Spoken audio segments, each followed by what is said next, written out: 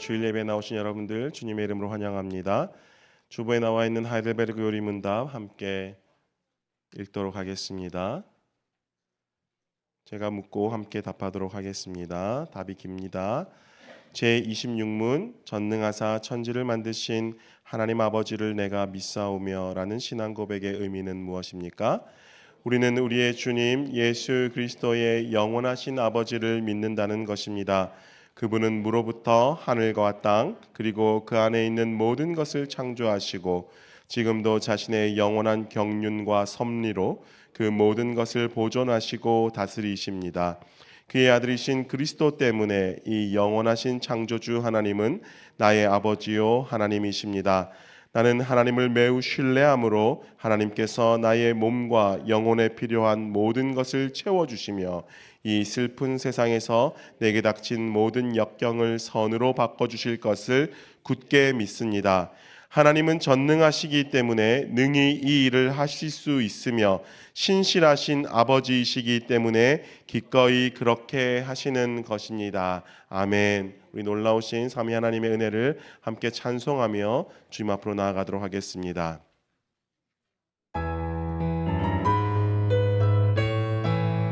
함께 박수치며 찬송하겠습니다.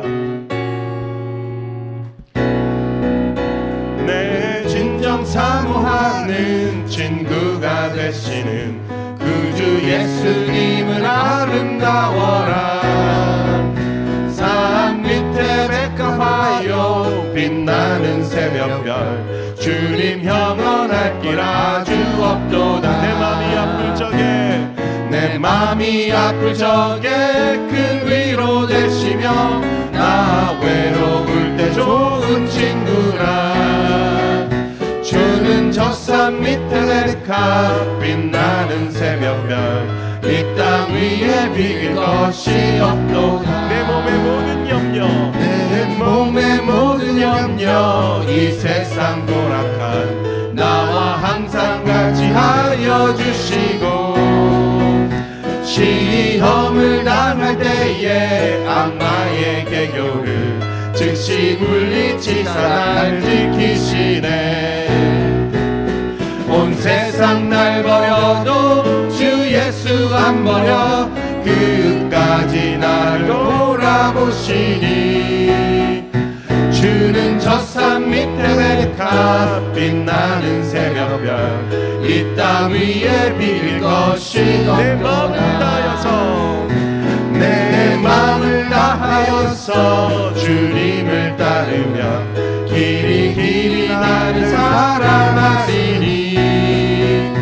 물불이 두렵지 않고 장검이 겁없네. 주는 높은 산성 내 방패시라.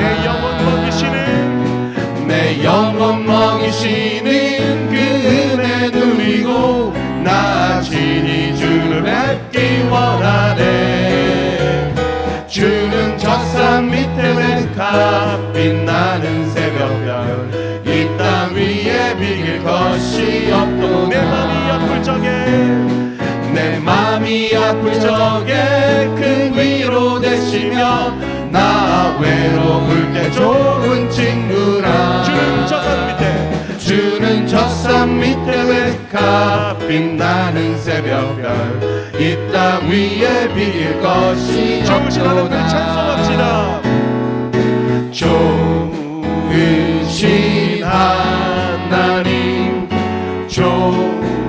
좋으신 하나님 참 좋으신 나의 하나님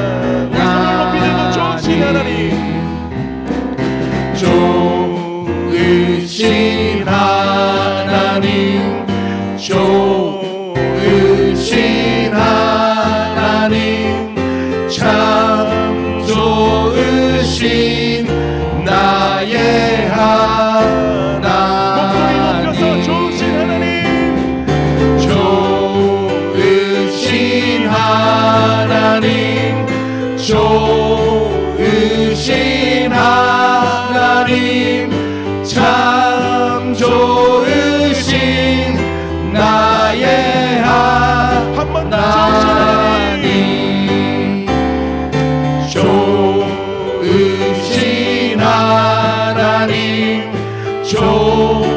좋으신 하나님 참 좋으신 나의 하나님 참 좋으신 나의 하나님. 우리 하나님께 감사와 영광의 박수를 올려드리겠습니다. 할렐루야. 우리 하나님은 참 좋으십니다. 우리 마음 다해 함께 다시 고백드리기 원합니다. 우리의 주님을 더욱 사랑하기를 소원합니다.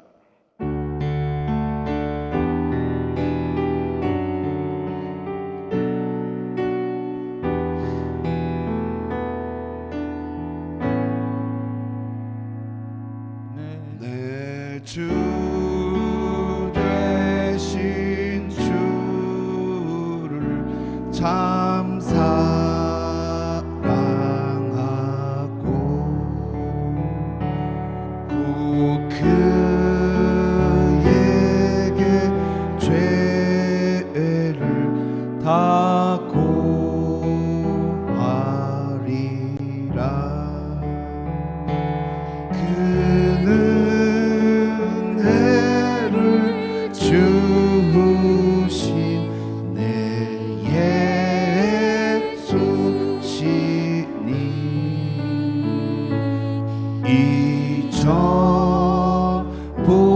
이전보다 더욱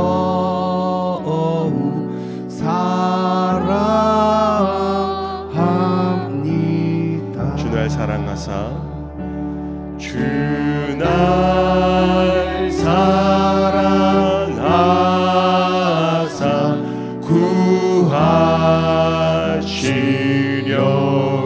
구하시려고 저 십자가 고난 당하셨도다. 그가 시관 쓰신 내 주 배우리 이전보다 더욱 사랑합니. 내 평생에 힘쓸 그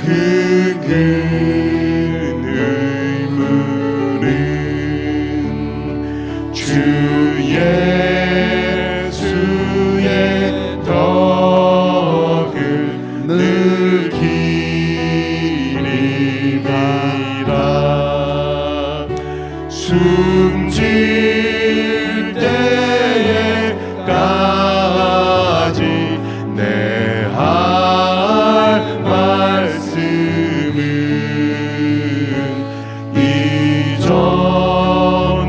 이전보다 더욱 사랑합니다.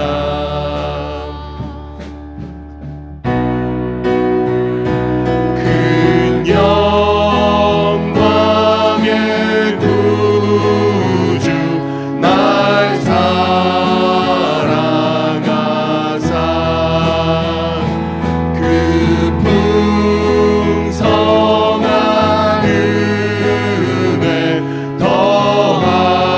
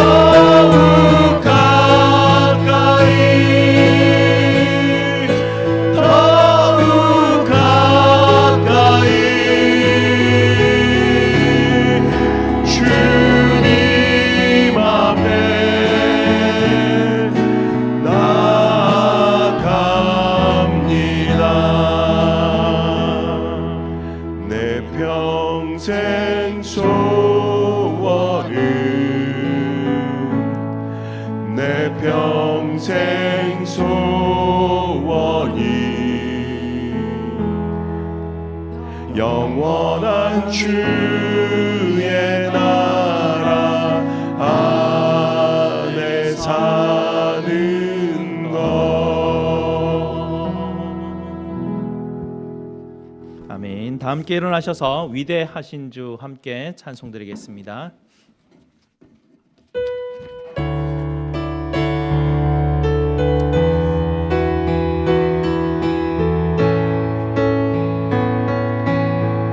빛나는 왕의 왕, 빛나는 왕의 왕, 영광의 온 땅 기뻐하라, 온 땅 기뻐하라, 땅 기뻐하라, 온 땅 기뻐하라. 광채의 옷 입고 광채의 옷 입고 어둠을 물리쳐 어둠 물리쳐 저 원수는 떠내 저 원수는 떠내 저 원수는 떠내 위대하신 주 위대하신 주 찬양의 위대하신 알게 주 되리라. 모두 알게 되리라. 위대하신 주 모든 이름 위에 뛰어나신 이름 다 찬양해 위대하신 주 위대하신 주 찬양해 위대하신 주 모두 알게 되리라. 위대하신 주. 아멘. 우리 하나님의 이름을 부르며 예배로 나아가겠습니다. 우리의 도움은 천지를 지으신 여호와의 이름에 있도다. 아멘. 하나님 아버지의 부름을 받고 예배로 나온 저와 여러분에게 하나님께서 이렇게 환영하시며 축복하십니다. 하나님 우리 아버지와 주 예수 그리스도로부터 은혜와 평강이 있기를 원하노라. 아멘. 사도신경으로 우리 신앙을 고백드리겠습니다. 전능하사 천지를 만드신 하나님 아버지를 내가 믿사오며 그 외아들 우리 주 예수 그리스도를 믿사오니 이는 성령으로 잉태하사 동정녀 마리아에게 나시고 본디오 빌라도에게 고난을 받으사 십자가에 못 박혀 죽으시고 장사한 지 사흘 만에 죽은 자 가운데서 다시 살아나시며 하늘에 오르사 전능하신 하나님 우편에 앉아 계시다가 저리로서 산자와 죽은 자를 심판하러 오시리라. 성령을 믿사오며 거룩한 공회와 성도가 서로 교통하는 것과 죄를 사하여 주시는 것과 몸이 다시 사는 것과 영원히 사는 것을 믿사옵나이다. 아멘. 다 함께 찬송 67장으로 하나님께 영광 돌리겠습니다.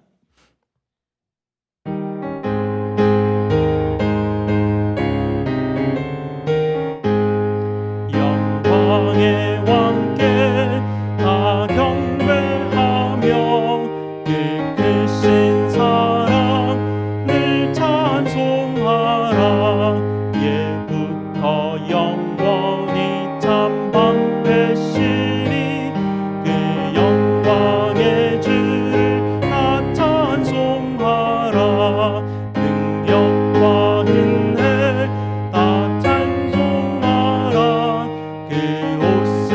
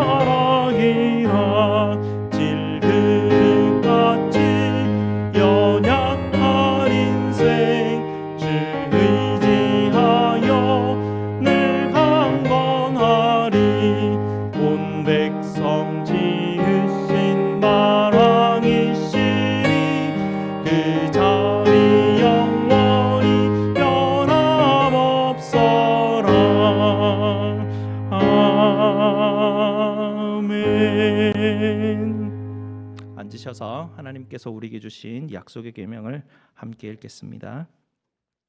하나님이 이 모든 말씀으로 말씀하여 이르시되 나는 너를 애굽 땅 종되었던 집에서 인도하여 낸 네 하나님 여호와니라.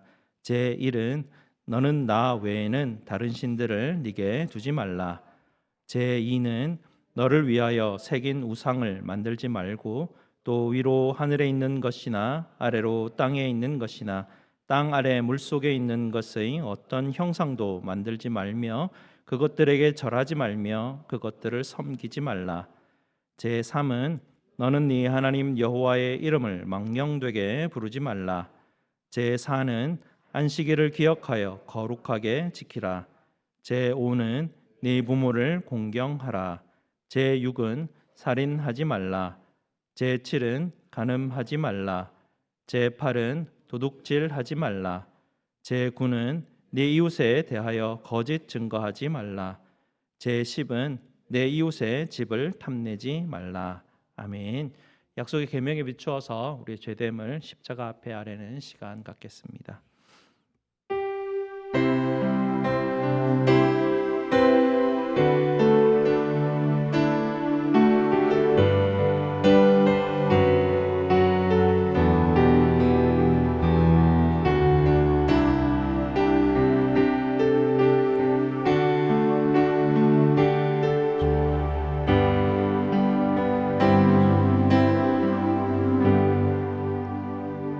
영과 진리로 예배하는 자를 찾으시는 우리 아버지 하나님, 하나님의 어린 양이신 예수님을 저희에게 보내주셔서 영과 진리로 예배하는 때를 맞게 하시고 이제 십자가를 의지하여 영과 진리로 예배할 수 있도록 저희를 불러주시니 참으로 감사를 드립니다. 이 다함이 없는 은혜를 받았음에도 불구하고 저희는 여전히 마음이 공허하여 하나님의 나라와 의를 구하기보다는 무엇을 입을까, 무엇을 먹을까 염려하며 삶을 살아갑니다. 성령 하나님께서 우리에게 깨닫게 하신 그 진리이신 십자가에 달리신 예수를 바라보게 하시고 그 예수를 바라보며 주님 앞에 나아왔사오니 저희에게 긍휼을 베풀어 주시고 저희를 불쌍히 여겨 주시옵소서. 오늘도 오직 성부와 성자와 성령 하나님 앞에 예배 드리오니 저희의 죄를 정결케 하여 주셔서 저희의 예배를 받아 주시옵소서. 우리 구주 예수 그리스도 이름으로 기도드리옵나이다. 아멘. 우리 구주 예수님께서 저와 여러분에게 이사야서 55장 7절 말씀으로 죄사함의 확신을 주십니다. 악인은 그의 길을, 불의한 자는 그의 생각을 버리고 여호와께로 돌아오라. 그리하면 그가 긍휼히 여기시리라. 우리 하나님께로 돌아오라. 그가 너그럽게 용서하시리라. 아멘. 이제 우리 주님께서 우리를 깨끗게 하셨으니 기쁜 마음으로 아버지 하나님 앞에 기도드리도록 하겠습니다. 기도하시겠습니다. 만물을 소생케 하시고 우리의 참된 소망 되시는 우리 아버지 하나님께 감사와 찬송을 올려드립니다. 거대한 우주 만물을 주관하심에도 불구하고 작고 작은 저희들 한 사람 한 사람에게까지 그 크신 마음을 기울여 주시고 저희들의 앉고 일어섬을 아시며 저희들의 생각과 마음을 알아주시고 저희들이 눕는 것까지 살펴주시는 그 놀라우신 세심한 은혜 너무나 감사를 드립니다. 세상의 난리와 소문 가운데서도 아버지 하나님께서 이 땅을 붙들고 계심을 신뢰합니다. 아버지 하나님의 섭리와 통치하심이 하늘에서 이루신 것처럼 이 땅에서 이루어지기를 간절히 기도하오니 저희의 입술과 저희의 손과 발을 통하여 주님 일하여 주시옵소서. 고통당하는 이웃을 섬기게 하시고 복음을 알지 못하는 이웃들에게 예수 그리스도의 증인으로 설 수 있는 그 은혜 저희에게 부어 주시옵소서.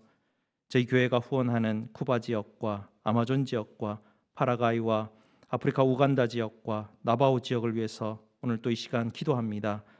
파송된 선교사님들이 사역하는 동안 그 복음이 그 지역마다 흥왕케 하여 주시고 아버지 하나님의 사랑과 은혜가 풍성히 넘쳐날 수 있도록 주님 역사하여 주시옵소서. 저희의 교회에 주어진 주님 사명, 주님께서 저희에게 주신 선교의 사명을 따라 저희도 기도에 힘쓰게 하시고 후원에 힘쓸 수 있는 저희들이 될 수 있도록 주님 우리에게 모든 필요한 것들을 채워 주시옵소서. 아버지 하나님, 저희 알칸사 제일장로교회 공동체 위에 은혜를 더하여 주시옵소서. 복음에 비친 공동체가 되어서 서로가 서로를 사랑하며 용서하며 배려하고 긍휼의 마음을 가질 수 있도록 주님 우리에게 은혜 내려 주시옵소서. 특별히 우리 성도들의 가정을 위해서 이 시간 간절히 기도합니다. 육신의 연약함으로 낫기를 기도하는 우리 성도들의 가정을 주님 불쌍히 여겨 주시고 주님의 치료의 손길을 아버지 하나님 허락하여 주셔서 주님 그 아픔 가운데서 암과 여러 가지 아버님 질고에 주님께서 은혜 주셔서 하나님 깨끗하게 나을 수 있도록 주님 인도하여 주시옵소서. 의사들에게 아버지 하나님의 지혜를 나누어 주셔서 가장 좋은 치료 방법들로 치료받을 수 있도록 주님 인도하여 주시옵소서. 지치고 상한 영혼들이 있습니다. 주님 불쌍히 여겨 주시고 아버지 하나님의 은혜가 강같이 흘러넘치게 하여 주셔서 다시 한번 힘을 얻고 일어날 수 있도록 주님 살펴 주시옵소서. 우리 자녀들을 위해서 이 시간 하나님 축복하며 기도하기를 원합니다. 우리 자녀들의 미래를 아버지 하나님 앞에 맡겨드립니다. 주님 우리 아이들 우리 자손들 가장 선한 길로 주님 인도하여 주시옵소서. 아버지 하나님 우리 성도들의 사업장과 직장을 보살펴 주시옵소서. 사업장을 보호하여 주시고 주님 모든 악한 것들로부터 지켜주시고 아버지 하나님께서 공급하여 주셔서 우리 성도들의 사업장 가운데 하나님 부족함이 없도록 주님 채워 주시옵소서. 직장 가운데 주님 함께하여 주시고 하나님 지혜와 능력 주셔서 하나님 맡은 일을 잘 감당할 수 있도록 주님 도와 주시옵소서. 하나님 오늘도 샤론 찬양대와 하나님 우리가 드리는 기도에 주님 영광 받아 주시고 하나님 주님께서 온전히 예배 받아 주시옵소서. 우리 주 예수 그리스도 이름으로 기도드리옵나이다. 아멘.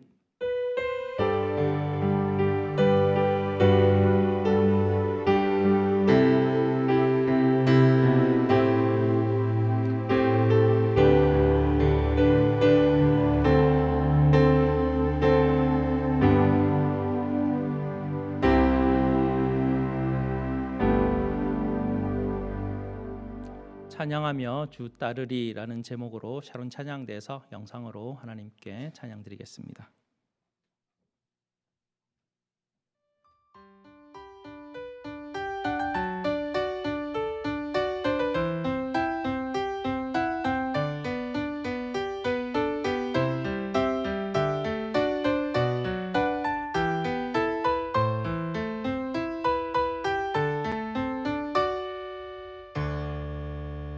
주 안에 있는 나에게 아무 염려 없도다.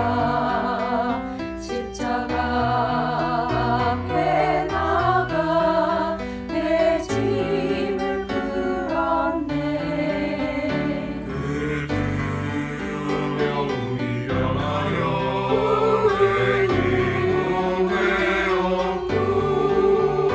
정갈의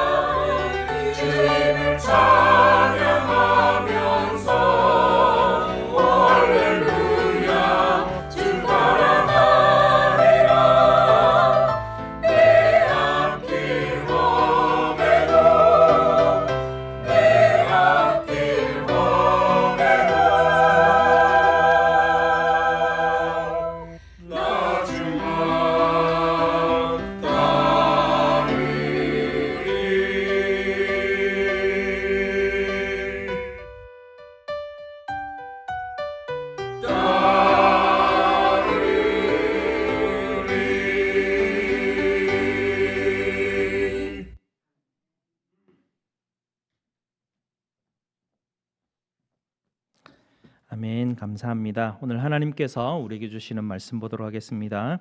하나님 말씀 요한복음 6장 25절에서 35절까지 말씀입니다. 주보에 잘못 나와 있는데요. 요한복음 6장 24절에서 35절까지 말씀입니다. 요한복음 6장 24절에서 35절까지 말씀 보겠습니다. 제가 가진 신약 성경 153페이지입니다. 153페이지. 다 찾으셨으면 요한복음 6장 24절에서 35절까지 말씀을 저와 함께 교독하시고 마지막 절 같이 읽도록 하겠습니다. 무리가 거기에 예수도 안 계시고 제자들도 없음을 보고 곧 배들을 타고 예수를 찾으러 가버나움으로 가서 바다 건너편에서 만나 랍비여 언제 여기 오셨나이까 하니 예수께서 대답하여 이르시되 내가 진실로 진실로 너희에게 이르노니 너희가 나를 찾는 것은 표적을 본 까닭이 아니요 떡을 먹고 배부른 까닭이로다. 썩을 양식을 위하여 일하지 말고 영생하도록 있는 양식을 위하여 하라. 이 양식은 인자가 너희에게 주리니 인자는 아버지 하나님께서 인치신 자니라. 그들이 묻되 우리가 어떻게 하여야 하나님의 일을 하오리이까? 예수께서 대답하여 이르시되 하나님께서 보내신 이를 믿는 것이 하나님의 일이니라 하시니 그들이 묻되 그러면 우리가 보고 당신을 믿도록 행하시는 표적이 무엇이나이까? 하시는 일이 무엇이니이까? 기록된 바 하늘에서 그들에게 떡을 주어 먹게 하였다 함과 같이 우리 조상들은 광야에서 만나를 먹었나이다. 예수께서 이르시되 내가 진실로 진실로 너희에게 이르노니 모세가 너희에게 하늘로부터 떡을 준 것이 아니라 내 아버지께서 너희에게 하늘로부터 참 떡을 주시나니 하나님의 떡은 하늘에서 내려 세상에 생명을 주는 것이라. 그들이 이르되 주여 이 떡을 항상 우리에게 주소서. 예수께서 이르시되 나는 생명의 떡이니 내게 오는 자는 결코 줄이지 아니할 터이요 나를 믿는 자는 영원히 목마르지 아니하리라. 아멘. 말씀 위에서 함께 기도하시겠습니다. 아버지 하나님 감사합니다. 오늘도 하나님께서 우리에게 꼭 필요한 말씀 주실 텐데 하나님 우리의 마음을 열게 하시고 귀를 열게 하시고 오늘도 하나님께서 나에게 우리 각자에게 주시는 말씀들을 하나님 우리 마음판에 새기게 하시고 깨닫게 하시고 말씀 주시는 대로 또 한 주간 살아가기에 힘을 낼 수 있도록 도와주시옵소서. 예수 그리스도 이름으로 기도드리옵나이다. 아멘. 우리 지난주에 너무 중요한 말씀을 들었습니다. 예배에 관한 것인데요. 사실 우리가 예배가 중요한 것은 굉장히 잘 알고 있습니다. 그리고 보통 흔히들 예배에 대해서 강조하는 문구들도 참 많죠. 예배가 살아나면 우리의 영혼과 삶이 회복되고 하나님의 임재 속에서 교회와 가정이 회복됩니다. 이런 엄청난 거창한 구호들이 예배가 살아나면 예배에서 승리하면 예배를 하면 뭔가 이제 그런 구호들이 우리에게 자꾸 들려서 뭔가 예배가 중요하구나라는 것을 알게 되는데요. 우리가 지난주에 예수님께서 사마리아 여인과 대화하는 중에 예배에 대해서 주셨던 가르침을 보게 되면 예배가 살아야 교회가 살고 가정이 산다 이런 논리하고는 좀 다른 핵심을 짚어주는 부분이 있었습니다. 예수님 당시 예배 즉 제사 드리는 문제인데요. 유대인들이 예배 드리는 데 있어서 제사를 드리는 데 있어서 굉장히 중요한 문제가 정결의 문제였습니다. 정결하려면 제사를 드려야 되고요. 제물을 바쳐서 제사를 드려야 되는데요. 그 모든 일들은 유대인만 할 수 있었습니다. 사마리아인은 할 수가 없었습니다. 그리고 이 모든 제사를 드리는 것은 예루살렘 성전에 가야만 이루어지는 일이었죠. 그리고 유대인들은 제사장이 없으면 예배를 드릴 수가 없었습니다. 유대인 그리고 예루살렘 성전이라는 장소 그리고 제물, 제사장, 정결 이런 아주 여러 가지 것들이 다 준비가 되어야만 하나님 앞에 예배를 드리고 하나님 앞에 제사를 드릴 수 있는 그런 시대였습니다. 그런데 이 사마리아 여인에게는 단 하나도 가진 것이 없었습니다. 이 여인은 하나님 앞에 예배를 드릴 수 없는 사람이었습니다. 그런 사람에게 예수님이 지금 찾아가신 것이죠. 그러면서 그 여인에게 하시는 말씀이 이 사람아 예루살렘에서 예배드리는 그런 장소가 중요한 문제가 아니다. 예배에서 가장 중요한 것은 예배를 드릴 때가 온다는 그 때가 가장 중요하다라고 말씀하십니다. 영과 진리로 예배하는 때가 온다라는 것이죠. 그 때가 되어야만 참되게 하나님 앞에 예배를 드릴 수 있다라는 것입니다. 그리고 하나 더 말씀해 주시는 것은 무엇이냐면 하나님이 간절히 찾는 사람이 있다는 것입니다. 하나님이 영과 진리로 예배하는 사람을 간절히 만나기를 원하신다라는 얘기도 해주셨습니다. 우리는 교회 와서 보통 예배를 드린다고 하면, 예배라고 하면 여러분 머릿속에 뭐가 떠오릅니까? 주일, 교회, 성경 찬송, 찬양대, 목사님 설교, 장로님들 기도, 헌금, 이런 것들이 혹시 떠오를 수도 있습니다. 근데 예배의 핵심 중에 핵심은요, 예배 드릴 때가 있다는 거죠. 예배 중에 가장 중요한 것은 예배 드릴 때라는 게 중요합니다. 그리고 하나님이 예배하는 자를 찾으신다라는 게 굉장히 중요합니다. 이 두 가지가 예수님이 예배에 대해서 하신 말씀 중에 딱 두 가지 가장 중요한 것입니다. 참된 예배라는 것은 영과 진리로 예배할 때가 와야 예배를 드릴 수 있다는 것입니다. 그리고 이미 그 때가 왔죠. 지난주 말씀드렸던 것처럼 예수님이 십자가에서 우리 죄 대신 죽으심으로 예배할 때가 이미 완성이 되었습니다. 그래서 십자가를 통해서 우리는 영과 진리로 예배할 수 있는 사람이 된 것입니다. 또 나머지 한 가지는 무엇입니까? 예수님이 찾는 사람이 있다고 하셨죠. 찾는다라는 의미를 지난주 혹시 성경에 적어 놓으신 분들은 열망이라고 합니다. 하나님이 간절히 원하는 게 있다는 것이죠. 영과 진리로 예배하는 자를 하나님이 만나고 싶은 하나님의 열망이 있다는 것입니다. 하나님의 소원이 있다면 영과 진리로 예배하는 사람, 나는 그 사람 만나기를 원한다라는 게 하나님이 가지고 있는 가장 큰 일입니다. 주일이 됩니다. 예배하는 자들이 예배당으로 막 몰려오죠. 하나님은 마음속으로 오늘 영과 진리로 예배하는 애들이 다 이곳에 올 텐데 나는 저 아이들을 꼭 만나야지 하는 마음으로 기다리고 계시는데, 사람들은 많은데 사람들이 예배당에 오면 하나님 만나는데 생각보다 관심이 없습니다. 예배가 살아야 교회가 살고 가정이 산다고 하였으니 오늘도 열심히 예배드려야지. 그렇게 하면서 우리가 가진 쭉 습관대로 여전히 우리가 알던 대로의 예배로 자꾸 나아갑니다. 여러분, 예배당에 오는 제일 첫 번째 이유가 무엇입니까? 여러분, 예배당에 오는 제일 첫 번째 이유를 가지고 오십니까? 뭔가 이유가 있어서 여기 오시지 않겠습니까? 가장 첫 번째 열망은, 기대는, 원하는 것은 우리가 하나님을 만나기를 열망하는 것입니다. 하나님과 똑같죠. 하나님이 우리를 만나기를 열망하는 것처럼 우리도 하나님을 만나기로 열망하는 마음으로 교회로 옵니다. 하나님 너무 만나고 싶어요. 그럼 교회 문을 딱 열고 들어오면 어디를 제일 먼저 달려갈까요? 보고 싶은 사람에게, 보고 싶은 사람한테 제일 먼저 달려가는 거 아니겠습니까?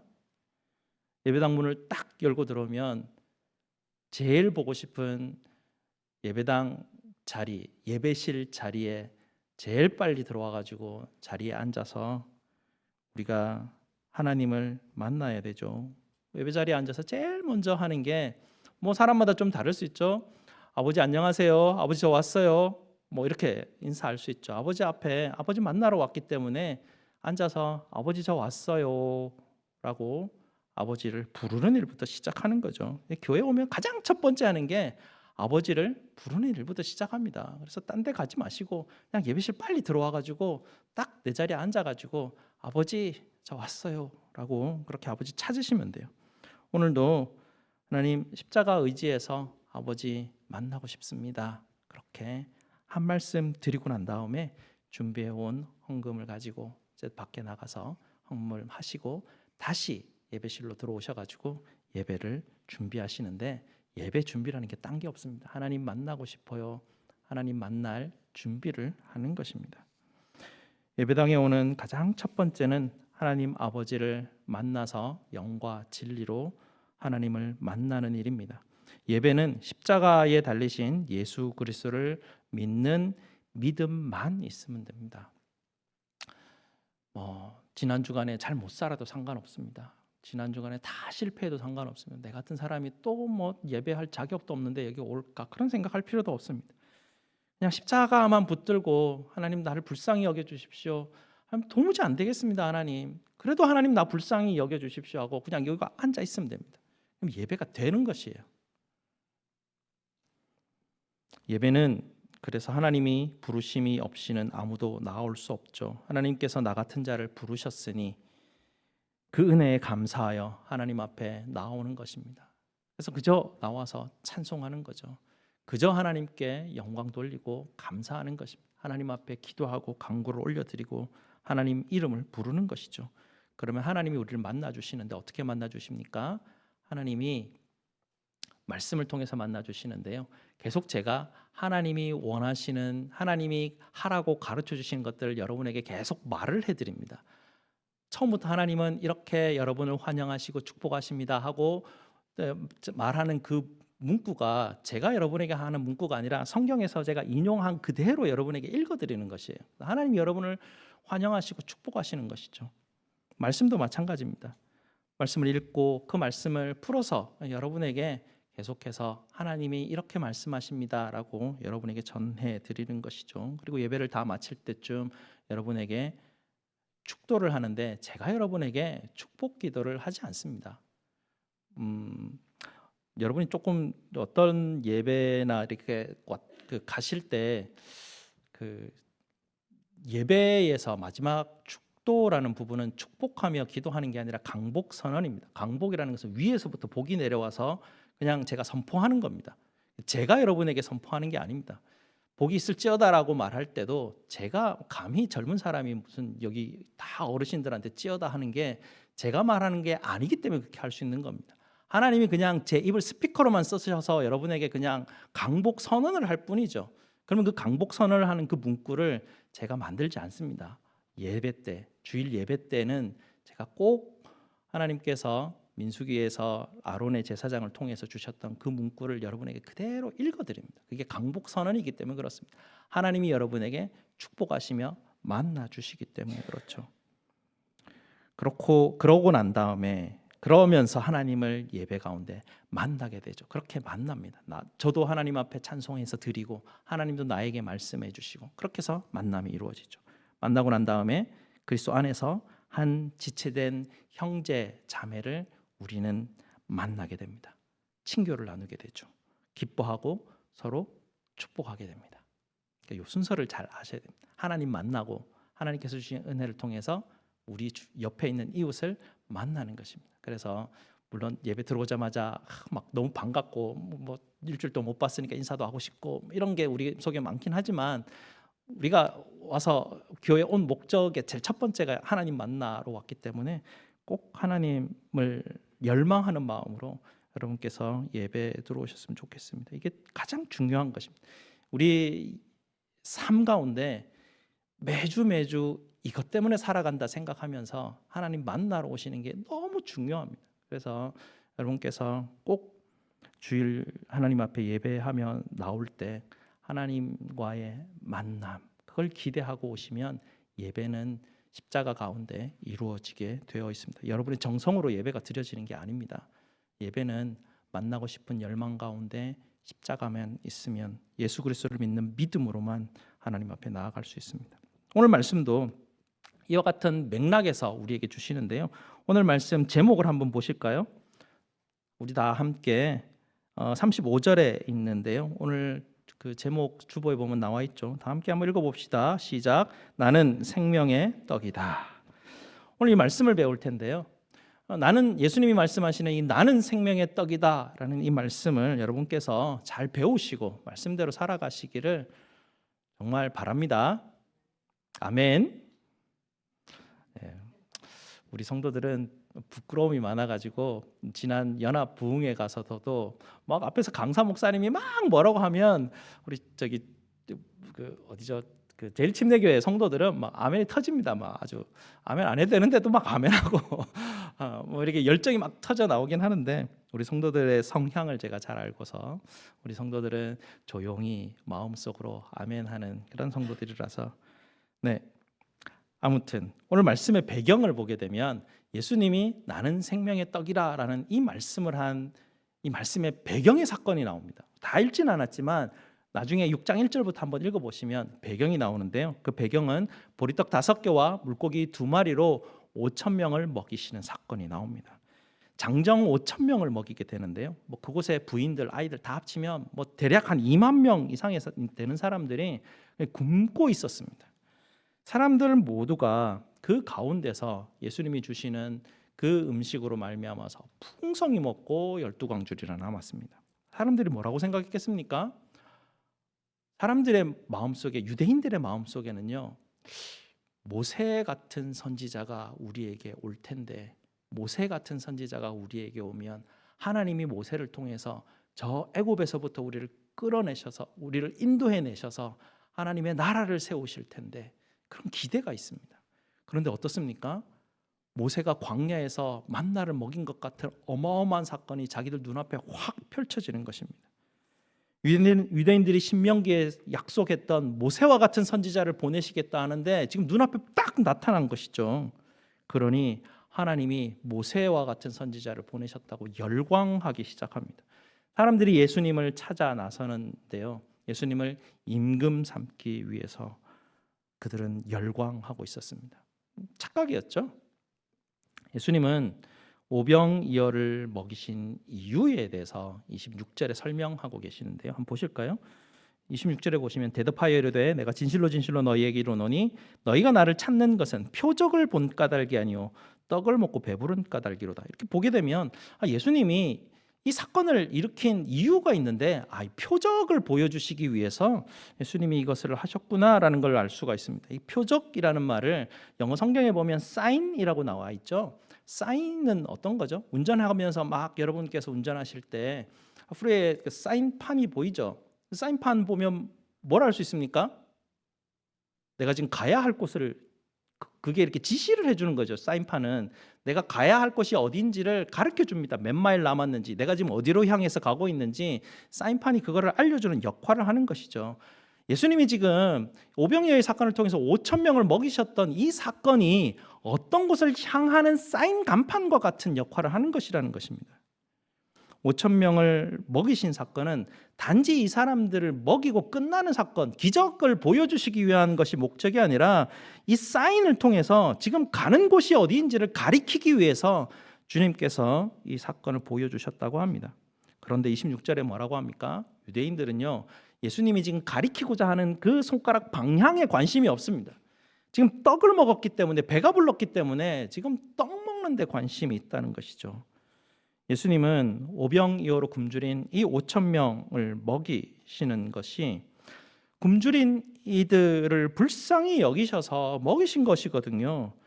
이 먹이신 사건과 똑같이 예수님이 지금 가리키고자 하는 것이 무엇이냐면 죄악 가운데 죽을 수밖에 없는 세상, 그 세상을 불쌍히 여기셔서 그것을 사랑하셔서 그들에게 생명을 주시기 위해서 자신의 살과 피를 내어주어 먹게 하는 십자가를 가리키기 위해서 지금 이 먹는 사건을 보여주신 것입니다.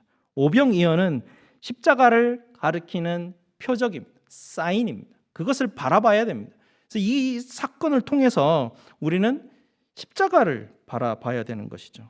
근데 우리는 이 사건을 읽으면서도 어떤 분은 이렇게 설교하기도 하고 은혜를 받기도 합니다.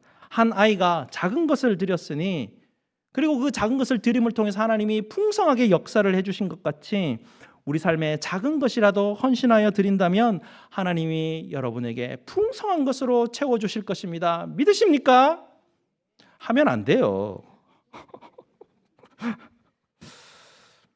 그게 역할이 아니라는 것이에요. 이 기적의 사건이 보는 것은 하나님이 작은 아이가 드린 그 물고기 5개가 아니죠. 떡 5개하고 물고기 2마리, 그걸 가지고 하나님이 풍성한 결과를 내신 게 하나님이 우리에게 가르치고자 하는 그게 아닙니다. 이 사건을 통해서 그 굶주리고 있는 그들을 불쌍히 여기시고 긍휼히 여기셔서 먹이신 것과 같이 예수님이 십자가를 가리키면서 우리의 죄에서 죽을 수밖에 없는 우리를 불쌍히 여기셔서 하나님이 그곳에서 예수님의 살을 찢고 피를 흘리셔서 우리에게 참된 양식과 참된 응료를 먹이시고자 하는 그 표적을 지금 가리키고 계시는 것입니다.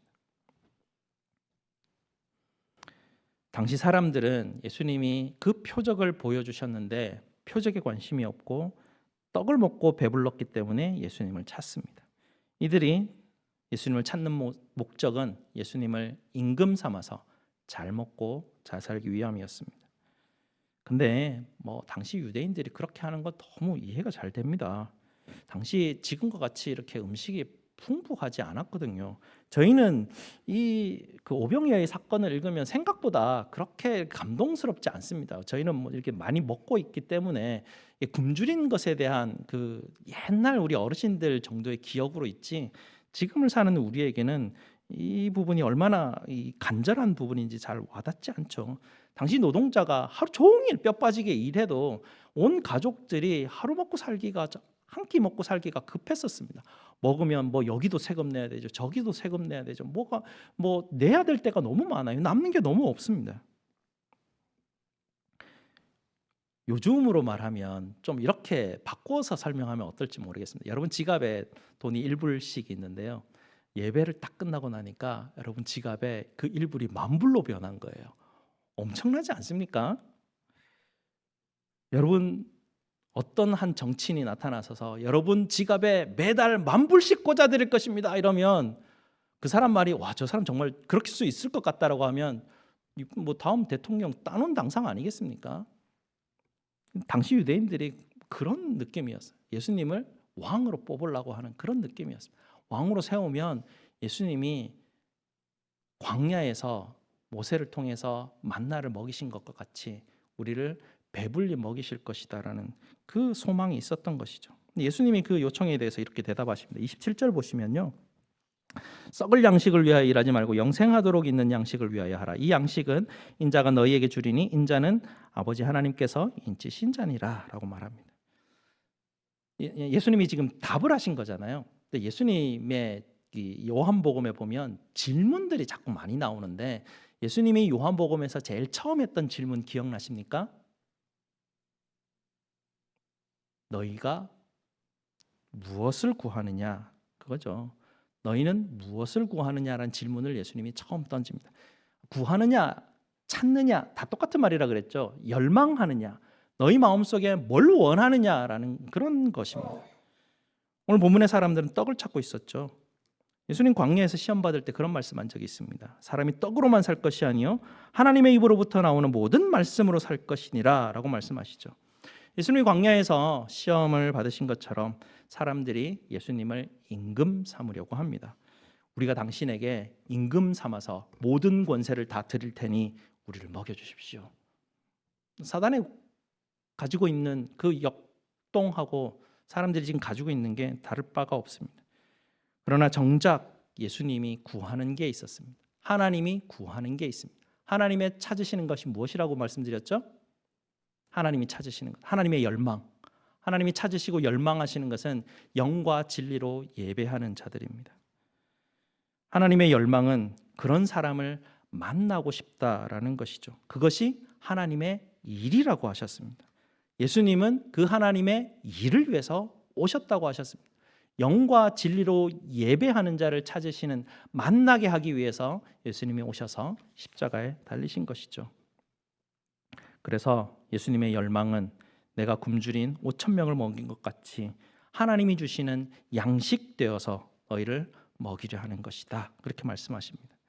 27절 마지막에처럼 인자는 하나님께서 인친 자라, 하나님이 도장 찍은 자, 하나님이 확실히 보증한 자라는 것입니다. 너무 확실한 사람이죠. 예수님이 계속 말씀하시는데 나는 하나님이 보내서 왔다라고 계속 반복해서 이야기하십니다. 하나님이 나를 너희에게 보내신 이유는 영생하는 떡을 너희에게 먹이기 위해서다. 지금 이 5,000명을 내가 너희에게 먹인 것처럼 하나님이 나를 너희에게 먹이기 위해서 나를 보내셨다라는 것이죠. 그래서 28절에 그 사람들이 다시 묻죠. 예수님, 그러면 썩을 양식을 위해서 일하지 않고 영생하도록 양식을 얻으려면 어떤 일을 해야 합니까? 라고 질문합니다. 예수님 이렇게 답하시죠.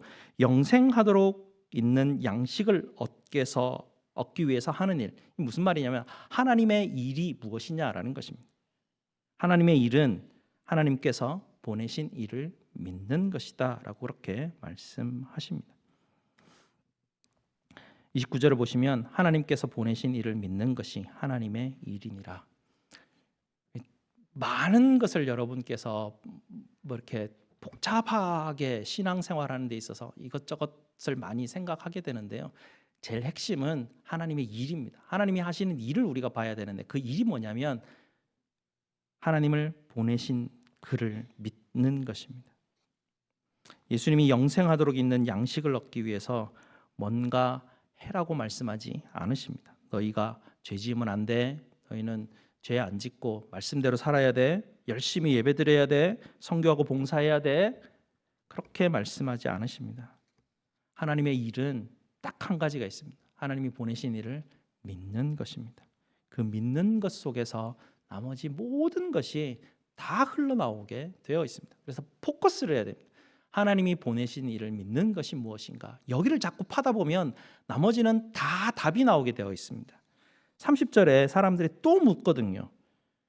사람들이 예수님이 자기를 믿어야 된다라고 말을 하니까 사람들이 이렇게 묻습니다. 그러면 예수님, 당신을 믿는 것이 하나님의 일이라면 하나님이 당신을 보냈다는 표적을 우리에게 보여주십시오라고 그렇게 말을 하면서 이어서 37절에 기록된 바 그 사람들이 이제 말씀을 인용하는 것입니다. 출애굽기 16장 4절에서 하나님이 하셨던 것처럼 모세와 같이 하늘에서 양식을 비같이 내렸던 그 표적을 지금 보여주신다면 우리가 지금 당신이 하나님이 보내신 자인 줄 믿겠습니다. 그렇게 31절에 이야기한 것이죠. 유대인들은 언약궤 안에 만나를 담은 항아리를 늘 마음속에 품고 있는 사람들이었습니다. 배고픈 시절이었으니까 훨씬 더 그것을 열망하였을 것입니다. 그래서 그들이 예수님께 묻는 것은 모세가 하늘에서 내린 그 만나를 바라보는 것이죠. 이에 대해서 예수님이 또 답을 하십니다. 32절, 33절 한번 보시게 되면요. 예수께서 이르시되 내가 진실로 진실로 너희에게 이르노니 모세가 너희에게 하늘로부터 떡을 준 것이 아니라 내 아버지께서 너희에게 하늘로부터 참떡을 주시나니 하나님의 떡은 하늘에서 내려 세상에 생명을 주는 것이라. 예수님이 이렇게 말씀하시는데요. 유대인들의 관심은 모세 같은 사람입니다. 근데 그게 중요한 게 아니라는 것이죠. 모세가 준 게 아니라는 것입니다. 핵심은 그때도 아버지고 지금도 아버지라는 것입니다. 그때도 아버지가 너희에게 만나를 주신 것처럼 지금도 아버지가 너희에게 나를 통해서 생명을 주실 것이다라는 얘기를 하는 것이죠. 사람들의 관심은 모세를 통해서 떡을 얻는 게 관심이었지만 예수님의 관심은 아버지를 통해서 생명을 주는 게 관심이셨습니다. 그리고 하나님 아버지께서 하시는 일, 그 일이 바로 참된 양식을 주시는 일이라 그렇게 말씀하시죠. 그런데 34절에 또 이어지는 그들의 말이 있죠. 그것이 무엇입니까? 주여 이 떡을 항상 우리에게 주소서. 항상 떡 달라는 얘기에 계속 반복하고 있습니다. 그때 주님이 진리의 말씀을, 오늘 말씀 제목을 이야기하시죠. 35절 말씀, 예수께서 이르시되 나는 생명의 떡이니 내게 오는 자는 결코 줄이지 아니할 터이요 나를 믿는 자는 영원히 목마르지 아니하리라. 내가 갈릴리 해변에서 너희를 먹였던 것처럼 이제 내가 하나님이 보내신 참 떡이 되어서 내 살과 내 피를 너희에게 줄 것이라 라고 말씀하십니다. 나중에 6장을 좀 한번 쭉 읽어보시면 56절에 한번 가보시기 바랍니다. 예수님이 또 이렇게 말씀하신 게 그대로 한 번 더 해설을 해주시거든요. 56절에 보시면 내 살은 참된 양식이요 내 피는 참된 음료로다 라고 말씀하십니다. 오병이어로 5,000명을 먹이셨던 이 사건이 십자가를 바라보게 하는 표적이라는 것을 분명하게 밝히십니다. 사람들은 예수님에게서 떡을 요구하지만 예수님은 계속해서 나를 먹으라고 하십니다. 내가 참 떡이고 내가 참 음료라라고 말씀하시는데요. 사람들이 더 이해가 안 됩니다.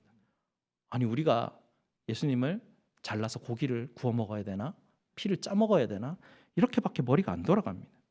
66절에 어떻게 되냐면 한번 보십시오. 이 사건이 제일 일단은 다 마지막 부분이 66절인데요. 그때부터 그의 제자 중에 많은 사람이 떠나가고 다시 그와 함께 다니지 아니하더라. 5,000명을 먹이시는 전대미문의 어마어마한 사건을 그들은 목격하고 실제로 먹었습니다. 그리고 예수님을 모세와 같은 선지자라고 믿기까지 하고 하나님의 아들이라고 믿기까지 했었을 텐데요. 그들은 정작 예수님을 만나지 못했습니다. 떡을 자꾸 찾으니까 예수님 자꾸 나를 보라고, 내가 너희 만나고 싶어서 왔다고 하는데 예수님을 만나지 못하고 다 뒤돌아서 가버린 것이죠. 사람은 살아가면서 열망이 있어야 됩니다. 예수님의 질문은 뭐냐면 너희는 뭘 찾느냐, 뭘 구하느냐라는 질문입니다. 여러분 오늘 예배당에 오면서 뭘 구하셨습니까? 뭘 기대하십니까? 뭘 열망하십니까? 여러분 마음속 깊은 곳에서 끓어오르는 열망이 있으십니까? 여러분 뭐에 배가 고프십니까? 하나님도 열망하는 게 있다고 그러셨죠? 하나님도 찾으시는 게 있으십니다. 하나님이 찾으시는 것은 영과 진리로 예배하는 자를 만나는 것입니다.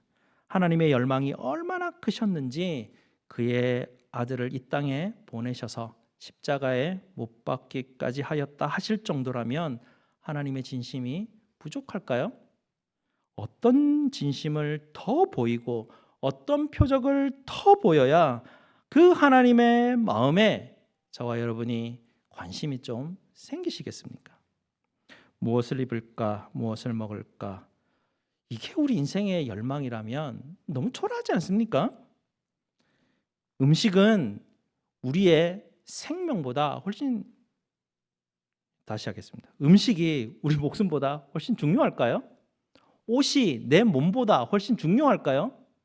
음식과 옷은 내 생명과 내 몸보다 이건 비교할 수 없을 정도로 별로 그렇게 중요한 문제가 아닙니다. 중요한 건 내 생명, 내 몸, 이게 훨씬 중요한 거 아니겠습니까? 하나님은 우리 몸에 옷이 필요한 거 다 안다고 하셨습니다. 하나님은 우리의 생명을 위해서 음식이 필요하다는 거 다 안다고 하셨습니다. 먹고 입는 것, 그게 우리가 맘졸이며 이 땅을 살아가면서 품어야 될 그런 목표가 아니라는 것이죠. 우리를 먹고 입히는 것은 하나님이 하시는 일이라고 성경은 그렇게 우리에게 말씀하십니다. 우리가 맘졸이며 정말 간절히 해야 할 목표, 그것이 무엇이라고 가르쳐 주셨습니까? 하나님의 나라와 의를 구하는 것입니다. 구하는 게 뭐라고 분명히 말씀드렸죠. 찾는 게, 맨날 우리는 하나님의 의와 하나님의 나라와 의를 구하는 것, 이게 제일 먼저 해야 될 일이라고 하는데요. 구하는 건 열망이라고 말씀드렸죠. 우리의 인생을 삶을 살아가면서 나의 가장 큰 열망, 내 삶의 목적이라는 이야기입니다. 내 삶의 목적을 두어야 될 것이 하나님의 나라와 의를 구하는 것입니다. 어마어마하게 거대해 보이죠. 그런데 오늘 하나님께서 우리에게 가르쳐 주시는 하나님의 일이 무엇입니까? 하나님의 나라와 의를 구하는 게 하나님의 일이지 않습니까? 하나님의 나라와 의를 구하는 것, 하나님의 일을 우리 마음에 품는 것. 하나님의 일이 무엇이라고요? 하나님이 보내신 자를 믿는 것. 하나님의 나라와 의를 열망하는 것은 하나님이 보내신 예수 그리스도를 믿는 것입니다. 계속 하나의 문제입니다. 예수님은 계속 하나에다가 포커스를 맞추고 여기가 풀리면 나머지가 다 풀린다고 주님이 계속 말씀하시는데, 우리가 이 성경에 나오는 사람들처럼 예수님을 못 만나니까 아무것도 해결되지 못하고 다 그냥 돌아가 버리는데 너무 안타까운 문제이지 않습니까? 예수님이 그 다 돌아가는 사람들을 보면서 12 제자들에게 너희도 가르느냐라고 할 때 베드로가 뭐라고 고백합니까? 68절에 주여 영생의 말씀이 주께 있사오니 우리가 누구에게로 가오리까? 이 신앙 고백을 가지고 우리가 삶을 살아가야 되는 것이죠. 오늘도 우리가 성찬을 받습니다. 예수님이 베푸신 성찬을 통해서 떡과 잔을 먹고 마시게 될 텐데요. 6장 56절과 57절 말씀을 한번 보시겠습니다. 56절과 57절. 내 살을 먹고 내 피를 마시는 자는 내 안에 거하고 나도 그 안에 거하나니 살아계신 아버지께서 나를 보내심에 내가 아버지로 말미암아 사는 것 같이 나를 먹는 그 사람도 나로 말미암아 살리라. 예수님이 주시는 이 성찬의 식탁에서 떡과 잔을 마시는 것은요, 예수님이 십자가에서 살을 찢으시고 피를 흘리시며 우리에게 주신 그 생명을 먹고 마시는 것이라는 것이죠. 이 행위로 인하여서 내가 예수 안에 사는 것임을 알게 됩니다. 그리고 예수님 말씀하신 것처럼 예수님이 내 안에 사는 것을 확신하게 됩니다. 그래서 주님이 우리에게 성찬을 베풀어 주시는 이유이고 목적입니다.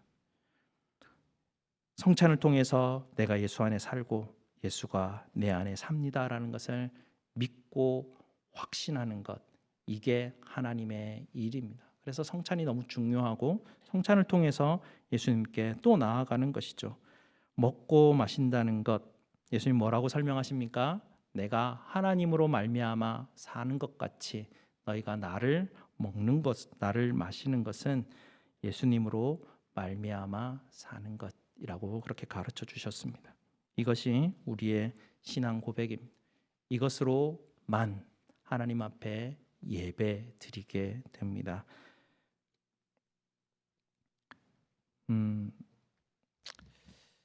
저도 잘 안 되는데요. 예수님을 생각하면서 주는 그리스도시요 하나님의 아들이십니다 라고 고백은 하는데 맨날 쫄립니다. 왜냐하면 우리는 머릿속에 맨날 계산하잖아요. 맨날 예측해야 되잖아요. 맨날 준비하잖아요. 세상 방식으로 맨날 삶을 살아가다가 주일날 와서 말씀을 들으면 예수님은 나의 주님이시요 나의 하나님이신데 하나님이 나의 모든 것들을 다 준비하시고 나만 따라오라고 하는데 하나님, 예수님 따라가려니까 불안하잖아요. 준비된 게 하나도 없고 맨날 예수님 디테일하게 안 가르쳐 주시잖아요.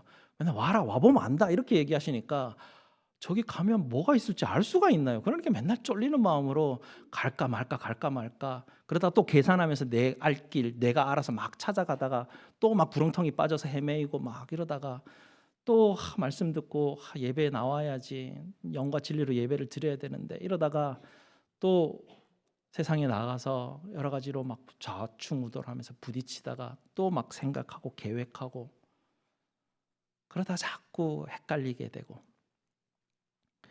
그러나 괜찮습니다. 여러분 마음 가운데 하나님을 열망하십시오. 하나님, 예수님이 주로 고백되게 나를 도우십시오.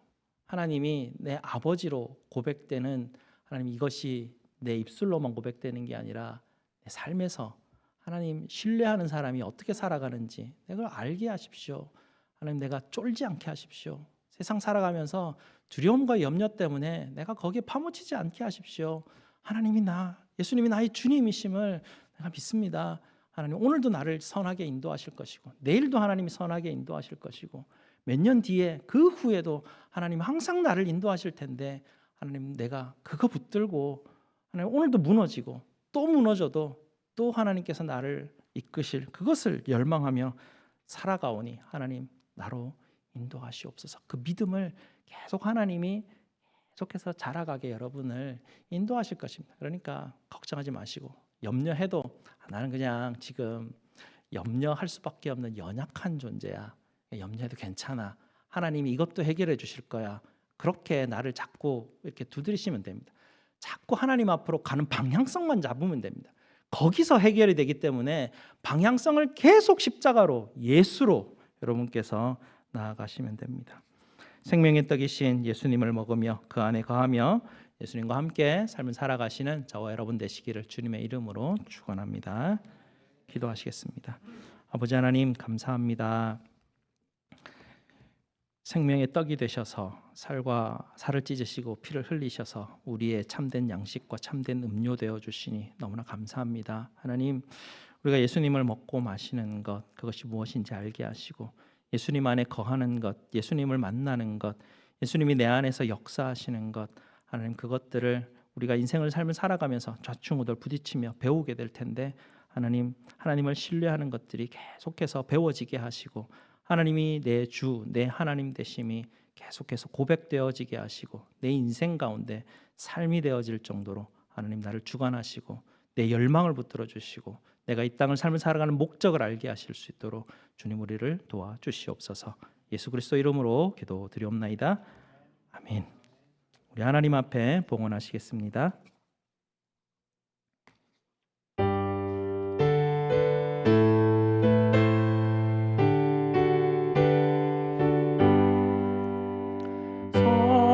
성자의 귀한 몸 날 위하여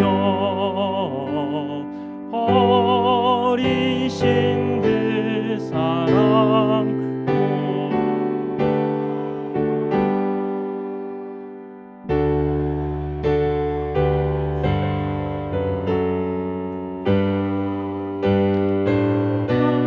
그날 나무어 주님께 바치리까. 아멘. 감사 제목 나누도록 하겠습니다. 한 주간 삶을 인도하신 우리 주님의 은혜 감사합니다. 범사에 감사합니다.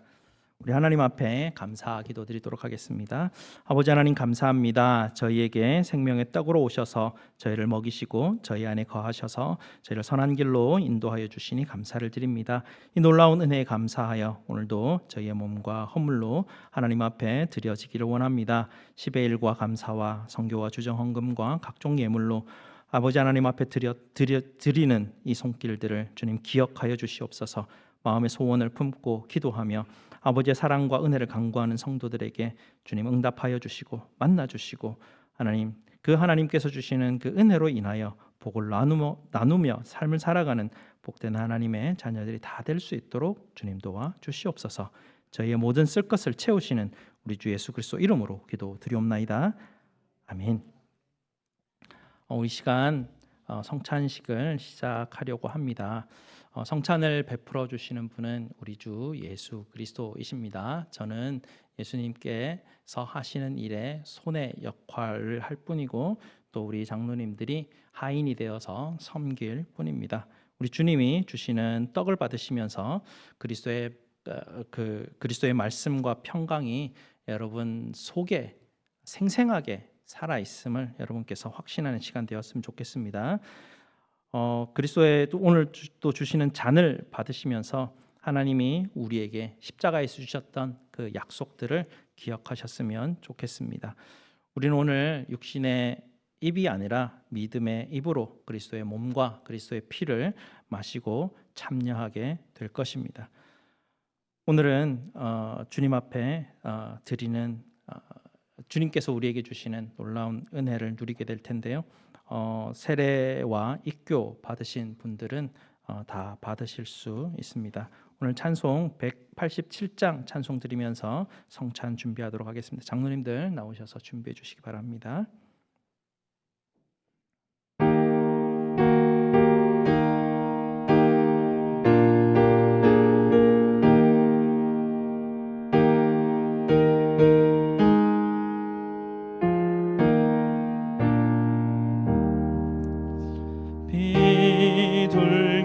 비둘기같이 온유한 은혜의 성령 오셔서 거친 맘 어루만지사 위로와 평화 주소서.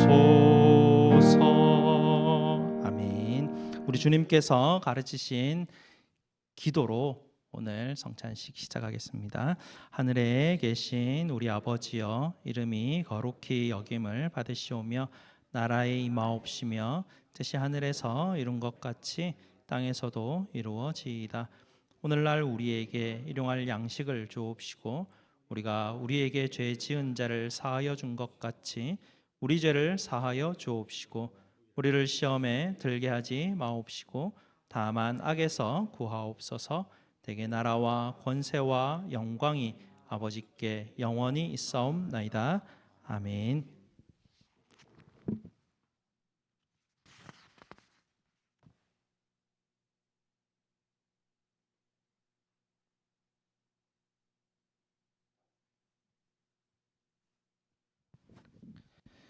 성찬의 거룩한 제정과 명령 그리고 복되신 우리 구주 예수님께서 행하신 모범을 따라 이제 저는 이 떡을 가져서 여러분에게 나누어 주려고 합니다. 장로님들이 여러분에게 나누어 주실 때 가지고 계시다가 모두가 받은 후에 함께 먹도록 하겠습니다.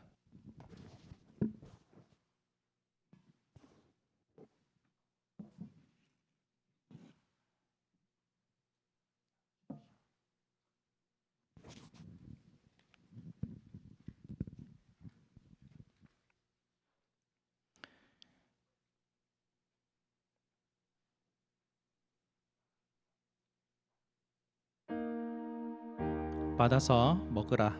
이것은 너희를 위하는 내 몸이니 이것을 행하여 나를 기념하라. 이 떡을 먹을 때 이 떡이 떼어진 것처럼 예수님께서 자기의 몸을 우리에게 떼어 주심으로 예수님이 나를 위해 죄 사함과 영생과 구원과 화평과 천국을 주셨음을 확신하며 믿으시기 바랍니다.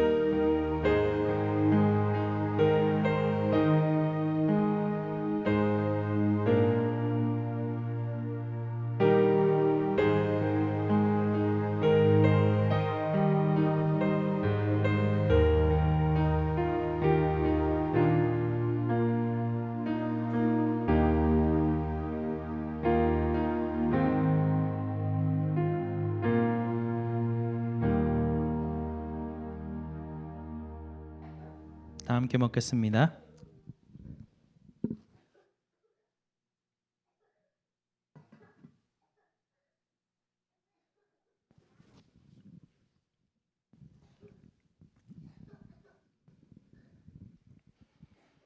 주님의 제정과 명령 그리고 우리 주 예수 그리스도의 모범을 따라 저는 이제 이 잔을 가져 여러분에게 나누고자 합니다. 장로님들이 여러분에게 나누어 주실 때 가지고 계시다가 모두 받은 후에 함께 마시도록 하겠습니다.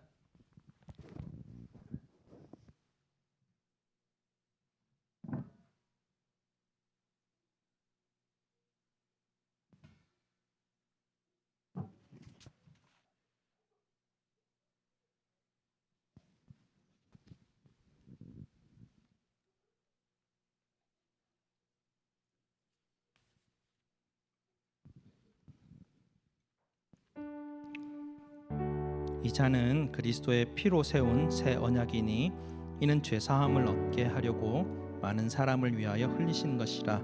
너희가 이것을 다 마시라.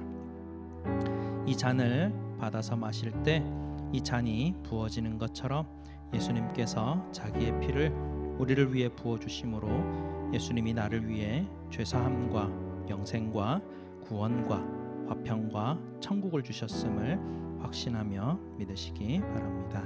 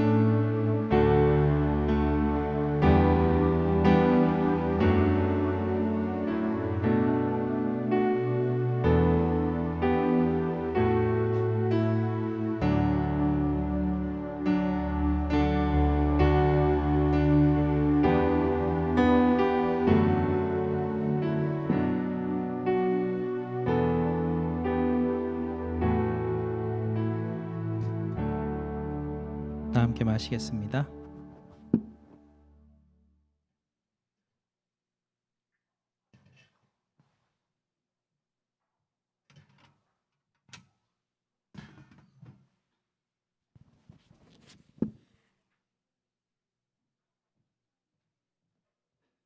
기도하시겠습니다.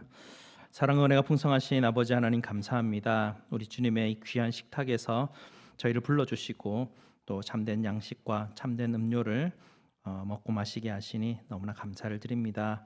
하나님, 우리가 이 땅을 삶을 살아가면서 주님이 내 안에 살아계시고 우리가 주님으로 말미암아 사는 것을 늘 잊지 않고 기억하게 하시고, 하나님, 우리가 날마다 주님 만나며 십자가 기억하며 매일같이 하나님 앞에 예배로 나아가는 우리 성도들이 다 될 수 있도록 주님 도와 주시옵소서.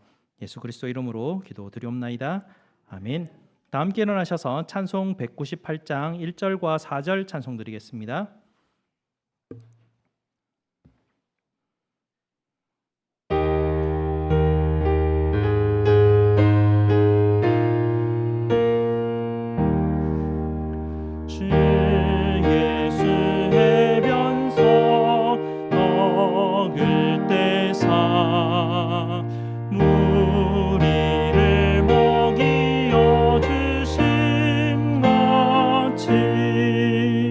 영생의 양식을 나에게도 풍족히 나누어 주옵소서. 성령을 내 맘에 보내셔서 내 얻은 영의 밝히시사 말씀에 감추인 참 진리를 깨달아 알도록 하옵소서.